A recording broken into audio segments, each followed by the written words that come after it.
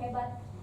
Beliau adalah pimpinan redaksi Bitelang.com di Jakarta. Izinkan saya untuk membacakan profil beliau.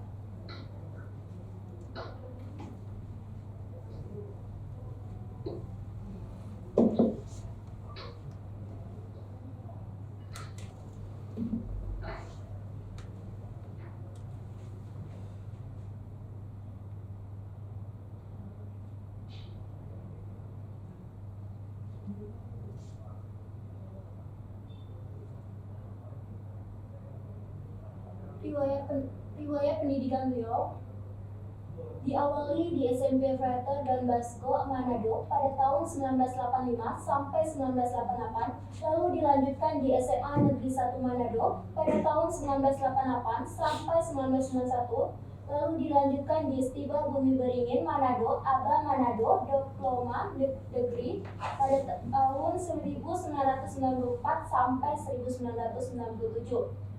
Beliau juga mengikuti beberapa organisasi. Yang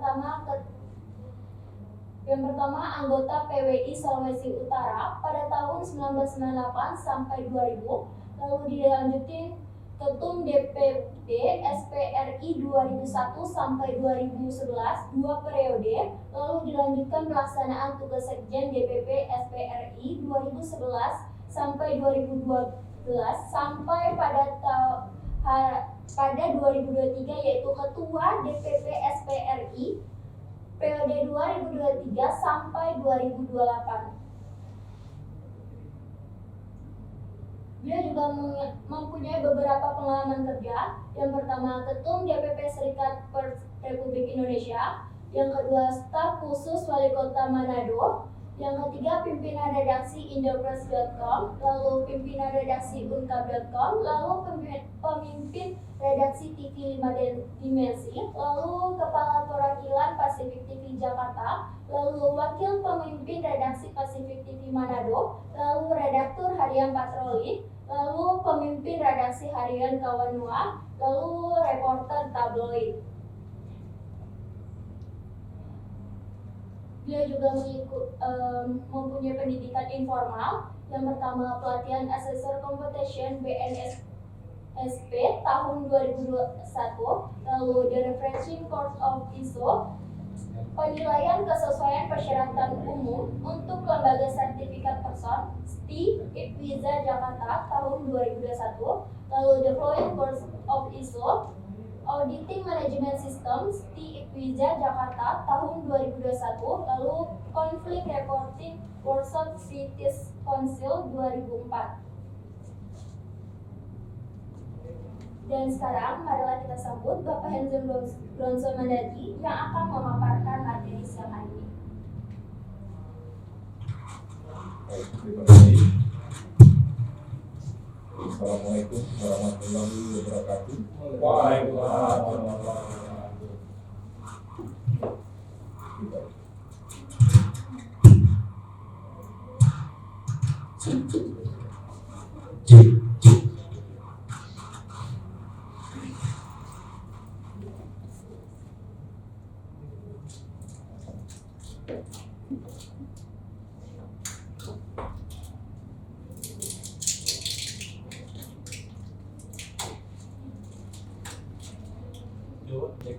Satu. Baik, terima kasih. Yang saya hormati Pak Sam Jawhari, rekan sejawat kita yang berada di Hong Kong ya. Luar biasa bisa ikut bergabung di dalam kegiatan kita hari ini. Yang saya hormati, saya banggakan teman-teman peserta yang ada di location dan yang ada di luar negeri dan ada juga ikut lewat Zoom pada sore hari ini. Pertama saya menyampaikan bahwa era digital saat ini kan publikasi media online dan sebagainya itu tidak bisa dibendung lagi. Sekarang ini citizen journalism itu lebih kuat daripada media mainstream sekalipun, karena begitu banyak persoalan-persoalan yang terjadi di masyarakat, justru masyarakat yang lebih cepat memberitakan itu. Jadi dengan adanya digital informasi yang terlalu masif, kami juga bilang memikirkan satu solusi untuk mengattract, mendirect pada calon-calon kontributor dengan melaksanakan kegiatan pelatihan pers untuk citizen journalism. Nah, hari ini ada 2 tema, yaitu meliput berita dan menulis berita, yang standarnya standar untuk dasar-dasar jurnalistik. Ya, oke. Saya langsung mulai saja ya tentang bagaimana meliput berita.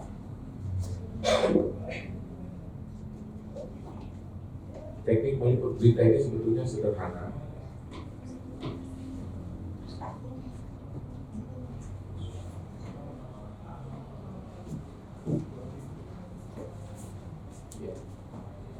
Pertama-tama yang harus dilakukan oleh reporter itu, kalau menjadi reporter ini dasarnya, basicnya itu adalah setiap reporter dia harus tahu bahwa ada mekanisme redaksi.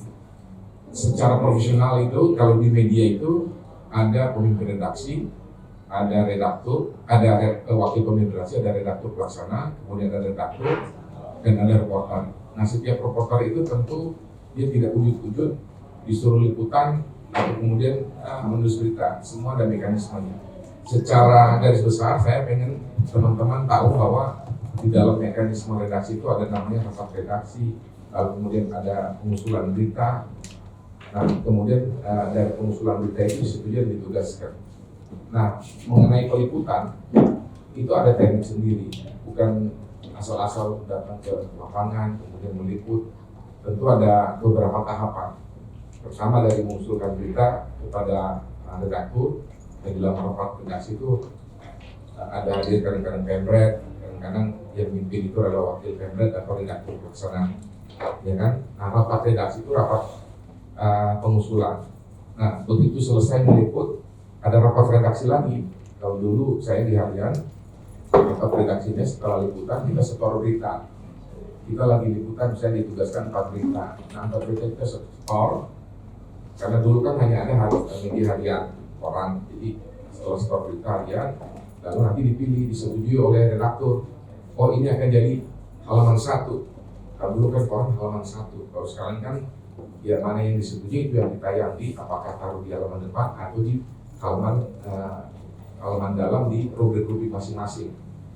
Nah, kemudian setelah itu ditetapkan mana berita yang dianggap layak. Nah, itulah rapat redaksi zaman now, tapi lewat WA. Kalau dulu kan harus datang fisik. Nah, dengan adanya teknologi digital yang ada sekarang, orang rapat redaksi bisa lewat Zoom, bisa juga lewat WA. Ya, nah, terkait dengan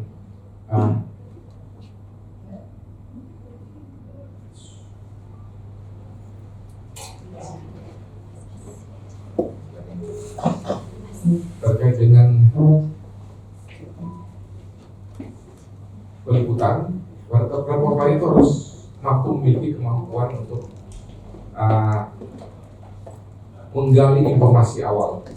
Jadi informasi awal yang diperoleh di lapangan itu biasanya ada banyak referensi. Referensinya bisa dari online, bisa dari YouTube, bisa dari media sosial, bahwa ada peristiwa A, peristiwa B, atau dari informasi-informasi dari berbagai sumber, bahwa di situ ada masalah A, masalah B, ya.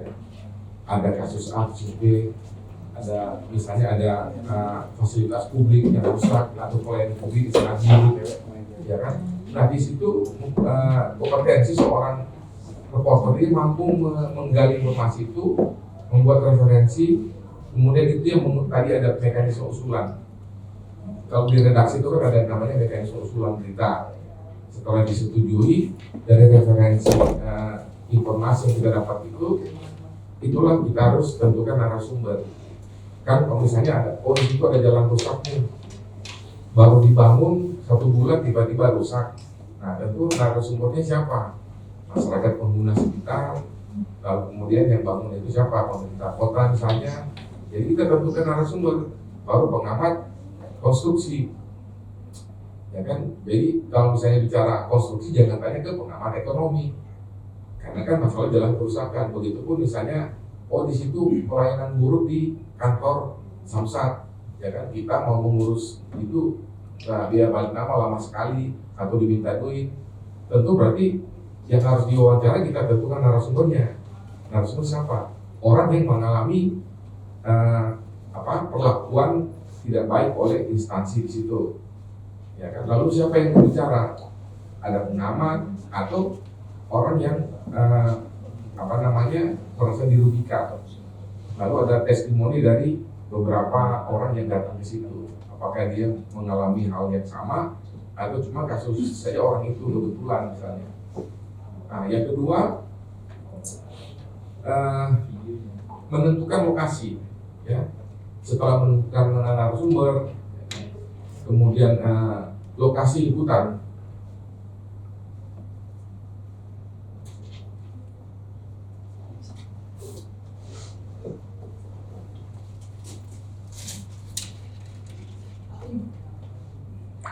Nah, di dalam setelah lokasi ditentukan, artinya bahwa kalau kita lokasinya jauh, tentu harus minta izin dari Pemret.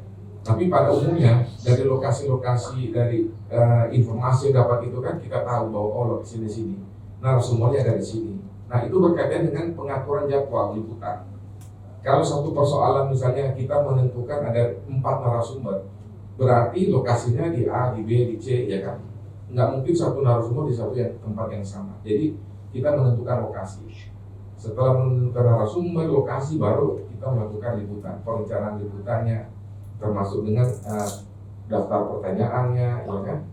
Nah, hal-hal penting dalam membuat perencanaan liputan ini, daftar nama-nama narasumber, membuat janji dengan narasumber, tentukan lokasi, dan buat jadwal liputan. Kemudian risiko meliput itu, jadi mencari berita itu tidak ada satu berita itu seharga nyawa. Kalau misalnya ada reporter yang di situ ada kerusuhan, nah dia di mana lokasi paling tepat dia meliput? Di belakang aparat. Jangan pernah berada di tengah kejadian. Jadi kalau ada demo besar-besaran, potensi chaos, jangan coba-coba berada di tengah kerumunan atau di belakang kerumunan. Nah, di belakang kerumunan itu biasanya kalau pada aparat lempar bom asap itu bisa kena. Paling bagus itu di belakang aparat, itu paling aman. Sebab kan view-nya juga dapat kan, orang lagi demo kita di belakang aparat bisa ambil foto dari situ. Lebih memastikan keselamatan. Kemudian kalau kita meliput di satu tempat itu kita harus mengetahui juga budaya di tempat kita meliput, situasi keamanan, ya kan. Lalu kemudian seorang reporter itu harus rendah hati, jangan mentang-mentang dia reporter kemudian dia wawancara misalnya narasumber, sekalipun narasumber itu kita dapat kasusnya besar, ya kan, ada korupsi atau apa. Nah, kita harus memiliki rendah hati yang, tapi harus percaya diri bahwa ketika reporter turun ke lapangan bertemu dengan pejabat sekelas presiden pun, bahwa kita di belakang kita itu adalah masyarakat luas, masyarakat Indonesia. Siapapun narasumber depan kita itu setara, karena kita menjalankan tugas untuk kepentingan masyarakat, bukan kepentingan pribadi, bukan kepentingan media. Sehingga ketika kita wawancara dengan pejabat sekelas presiden pun kita harus percaya diri, atau gubernur, wali kota, atau dia pengusaha mau konglomerat, ya kan, tidak perlu ada rasa rendah hati, bukan rendah diri jangan, rendah hati boleh, ya. Nah, dalam menentukan topik liputan, setiap wartawan kan kalau dia turun lapangan ada penugasan, ada pengusulan topik liputan itu berdasarkan sudut pandang. Jadi kalau misalnya masalahnya kita hanya meliput suatu kegiatan seremoni, ya kan? Seremoni itu kadang-kadang kan membosankan, cuma peresmian. Nah, kita melihat sisi menarik dari peresmian itu apa? Ya kan, kalau misalnya ada di situ ada kejadian, ya kan, seperti pernah kejadian presiden meresmikan sesuatu, ada kegiatan apa, nah di situ ada pas pampres yang koyor anak kecil, nah itu yang menarik justru. Jadi kita harus punya sense terhadap satu persoalan ketika sedang meliput, ya kan, menentukan topiknya. Begitupun ketika kita datang ke suatu lokasi liputan, kira-kira di situ yang menarik apa? Apapun topik liputan yang kita mau datang, misalnya adalah peristiwa kebakaran, yang menarik di situ kita tentukan topiknya. Apakah orang korbannya, atau lokasinya, atau kerugiannya, atau misalnya lokasi itu yang lebih menarik daripada siapa. Jadi kita harus tentukan ada 5 kan yang nanti sebentar di topik yang lain akan saya bahas tentang kenapa harus kita memilih who, kenapa kita harus memilih where, kenapa kita harus memilih what, kenapa kita harus memilih how, dan sebagainya. 5W 1 lain, ya kan? Nah, di dalam liputan itu tentu berita yang harus kita liput itu harus menyentuh. Kita harus menentukan dulu bahwa setiap liputan yang kita ambil di lapangan itu harus menyentuh banyak orang, bersifat masif, kemudian melibatkan pejabat penting. Ya, di situ ada misalnya gubernur atau kepala dinas atau artis, pakar hukum dan sebagainya, atau human interest. Nah, ini yang saya bilang tadi, menentukan liputan itu tentu kita harus menentukan siapa dulu yang ada di lokasi, siapa yang akan kita liput berdasarkan list tadi, topik liputan, kemudian apa kejadian yang terjadi, kapan kejadian itu harus dicatat, kan? Sebab memori kita kan terbatas. Jadi hal penting, nama, jabatan, kemudian gelarnya itu semua harus dicatat, termasuk keterangan yang disampaikan. Baru where, di mana kejadiannya. Kadang-kadang kita tahu di situ, tapi kelurahannya kita nggak tahu, kecamatannya kita nggak tahu kan. Kalau diberitakan orang pengen tahu itu ada di daerah mana, ya kan, gedungnya itu, tapi kalau atau peristiwa itu masyarakat pembaca pengen tahu itu kejadiannya di mana, di kelurahan mana, kan misalnya di Jakarta Selatan. Jakarta Selatan kan luas sekali.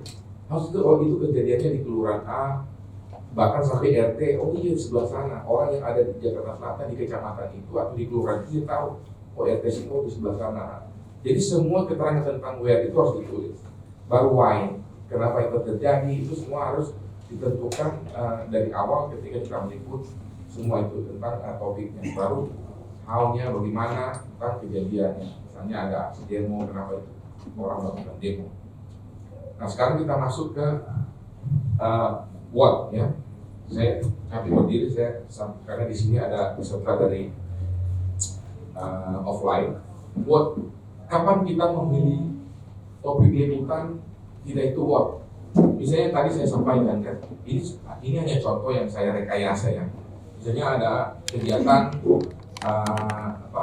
wali kota Bekasi, saya hadir.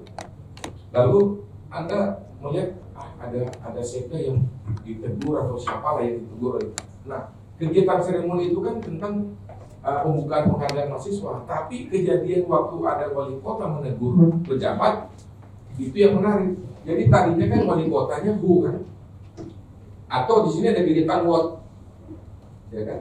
Nah, tapi karena di sini who, wali kota dan sekdanya itu kalah dengan what, kan what itu artinya apa? Kejadiannya adalah wali kota menegur si sekda itu. Jadi what itu lebih menarik dari who, meskipun yang hadir di situ adalah wali kota sama sekda, ya.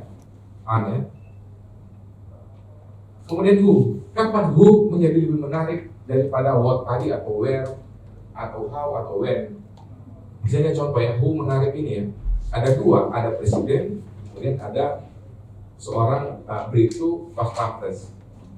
Ada wartawan yang atau media yang memilih di awal lead itu atau judulnya adalah pampresnya, bukan presiden. Nah, karena di kejadian yang menariknya adalah seorang bribtu itu, tapi stresinya ke presiden, berarti who yang menarik di sini adalah presidennya. Tapi ada media yang memilih si bribtu ini sebagai who yang lebih menarik dari presiden, karena dia hanya pakar undangan, tapi yang hadir ke ke acara itu, pernikahannya itu adalah seorang presiden, ya. Jadi kita harus, ketika meliput itu kita harus tahu mana yang paling menarik, apakah what atau who atau dan lain-lain. Nah, kemudian kita ke where. Kapan kita menganggap bahwa where itu lebih menarik dari who atau where atau when dan lain-lain. Nah, saya kasih contoh di Tol Cipularang ini, saya lupa kilometer berapa, ya kan, sering terjadi kecelakaan. Maka where ini lebih menarik dari mahasiswa. Tapi kalau satu lokasi, misalnya kemarin kan kejadian kecelakaan kan istrinya si pedangdut itu Saiful Jamil. Nah, kejadian juga di Cipularang yang sering tidak kecelakaan. Tadinya kan lokasinya yang menarik, tapi karena yang meninggal adalah istri seorang aktif, berarti UR ini kalah sama WHO. Ya, jadi kita menentukan itu. Udah pahamnya maksudnya ketika meliput mana yang paling menarik, begitu kita ada di lokasi. Misalnya ada kejadian pembunuhan, di situ yang melakukan pembunuhan itu adalah anggota DPRD, yang korban itu masyarakat biasa. Tapi yang menariknya pelakunya WHO, tapi dari si WHO, bukan orang yang meninggal sekalipun, gitu kan, bukan korbannya, karena pelakunya lebih menarik dari orang yang misalnya meninggal. Ya. Oke, kapan Wen menjadi sesuatu yang lebih menarik dari apa atau WHO yang ada di situ? Ketika kapan itu menjadi sesuatu yang menjadi atensi publik, saya 17 Agustus atau debat presiden nanti besok, ya kan? Kapan besok? Jadi semua orang menunggu bahwa ada debat capres besok. Jadi bukan semua menunggu besoknya, ya kan? Atau misalnya 17 Agustus, mau di situ ada presiden, ada 100 misalnya pejabat di situ, 17 Agustus lebih menarik, bahwa karena itu adalah satu momentum perayaan HUT kemerdekaan, ya. Bahwa when itu menjadi lebih menarik dari yang lain. Kemudian why itu mengapa, ya kan? Mengapa yang menjadi lebih menarik daripada HUT? Saya contoh ya, ada orang kemarin ini kan saya rekayasa, tapi ada kejadian seorang anak dia bunuh bapaknya cuma gara-gara dia lagi main game, dimarahin bapaknya, terus bapaknya langsung ditontok, mungkin ada apa di samping dia. Nah, jadi gara-gara main handphone, dilarang main handphone, seorang anak tega membunuh ayah kandungnya. Nah, berarti mengapa itu lebih menarik, bukan korbannya, ya kan, bukan ayah yang meninggal atau pelakunya si anak kandung, tapi cuma gara-gara dilarang main handphone atau dilarang pacaran, ya kan, terus dia melakukan satu kejadian perbuatan kriminal. Nah, itu yang menggugah pembaca. Kita menentukan topiknya seperti apa. Tapi kalau misalnya korbannya adalah anak pejabat, mau seperti apa dia, gara-gara apa, itu enggak ada masalah. Anak pejabat itu atau pelakunya lebih atau korbannya, ya, apapun itu. Why akan kalah dengan WHO ketika WHO itu adalah public figure. Misalnya dia adalah korban pelecehan, atau korban itu tapi anak artis, ya kan? Nah, kapan how menjadi sesuatu yang menarik saat kita liput? Tadi ini semua kejadian kriminal, karena mencontohkan lebih gampang kalau sesuatu peristiwa kriminal. Kalau di satu tempat kegiatan seremoni atau misalnya ada tentang pelayanan publik, memilih how itu agak sulit. Biasanya kalau di pelayanan publik what-nya, ya kan, apa? Bahwa pelayanan publik yang buruk itu what. Tapi kalau kejadian kriminal atau kejadian itu, how ini bisa menjadi sesuatu yang menarik. Misalnya dengan membuka mulut korban dan menusukkan pisau berkali-kali, itu kan sadisme yang orang pengen baca, ya kan, sampai segitunya kan orang meninggal. Jadi bukan korbannya, who-nya atau what, tapi how-nya yang lebih menarik menurut saya. Kemudian menyiapkan bahan liputan. Untuk yang harus diperhatikan pada saat menyiapkan bahan liputan itu tentu sesuatu hal yang menurut reporter itu isinya sesuatu yang layak diberitakan, untuk dibuat konten dan lain-lain. Nah, di dalam mencari dan mengumpulkan informasi itu ada dua. Ini proses liputan ya. Di dalam standar kompetensi kerja khusus kan di Indonesia sekarang ada namanya LSPPS. Nah, salah satu kompetensi itu yang diukur dalam sertifikasi ini. Di dalam meliput ini, wartawan itu harus memiliki